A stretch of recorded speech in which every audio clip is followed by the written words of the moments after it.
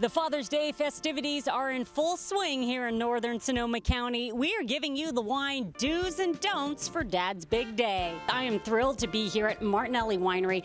I am joined by the one and only George Martinelli. Why don't you give a little bit of background about your very rich history dating back to the 1800s for your family? My great-grandfather and great-grandmother came over on the boat, and they ended up in Ellis Island and eventually came through on the train all the way over to San Francisco and made their way up here to Sonoma County. Eventually, their son Fred Martinelli started his Martinelli winery label, and then my parents ended up resurrecting that label in the 80s as what it is today. Really, our flagship wine was Jackass Hill and Jackass Vineyard Zinfandel, and then in the 90s we changed out some apple orchards that we had and put Pinot Noir there. Do people come in, they think of those little apple juice bottles a lot? Same name, right? But different? Right, exactly. Sometimes they do. Sometimes they ask, and we say, nope, we're just all about the wine here. Yeah, they're coming looking for those little apple juices. I'll take wine any day of the week and twice on Sunday over apple juice for sure. And today we're talking about Father's Day wine. What kinds of wines do you recommend for dads? Yeah, sure. I mean, like Pinot Noir, as everybody knows and says, it goes with anything and any given day. Really, whatever you have on the barbecue as well. If you do like the more robust varieties, Zinfandel and Syrah. Zinfandel can be a little sweeter, and Syrah can be a little bit more heavier weight. Those are the prime choices. And you guys have had to have that Jackass Zin, right? Right, exactly. I just wanted to say. Yeah.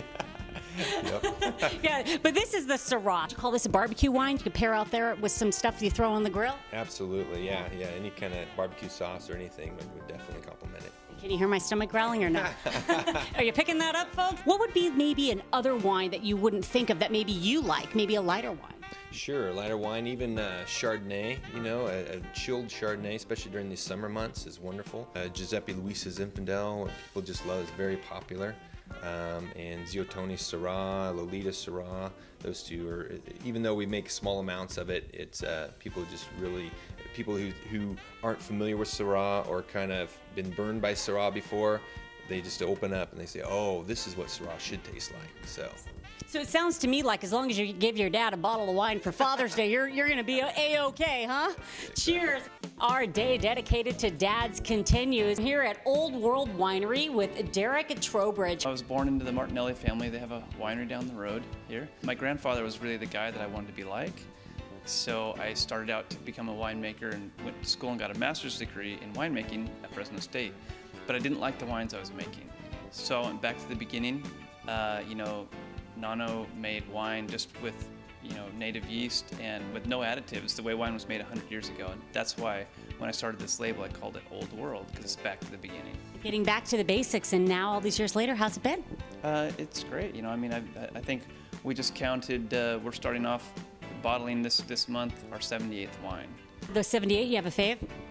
Rosés have been my faves. Now, see, you're breaking all my stereotypes, Derek, because I was going to be like Father's Day, Zinfandel, big wines. Now you're saying get Dad a pink wine? What is this? That's right. Depends on Dad's taste, but right. I mean, you bring him pink, he's going to be like, what is this? Depends on what kind of guy he is. But so, good bet to bring a big, heavy, dark one. But boy, if he likes subtle flavors and pretty little things, that's what rosé is to me. It's just a pretty little thing and goes great with lunch and barbecue and Chinese. I use rosé for all kinds of crazy things. You do have some big wines here, and you also have some unique wines. I have a different style of whites, so they're unique. And I make skin-contacted white wine, so it makes a heavier-bodied white wine. We joke around, we call it white wine for red wine drinkers. Then I've got a Zin Abourou blend, and most people... What? Yeah, most people don't know what Abourou is. It's a crazy heirloom varietal that's nearly extinct. There's 4 acres of it left in California, and I farm it. My ancestors planted it about 70 years ago. Is this it right here? Do we get to try it? Yeah. Wow, I feel guilty. You say there's only 4 acres. Sort of a pretty little wine again. I think the tip that we're getting is get Dad a pretty little thing. Well, don't tell the wife, don't tell Mom that. Get Dad a pretty little thing for Father's Day. Yeah, that pretty little thing of wine. You are not only a winemaker, but you're also a father. Any pieces of fatherly advice that you pass on?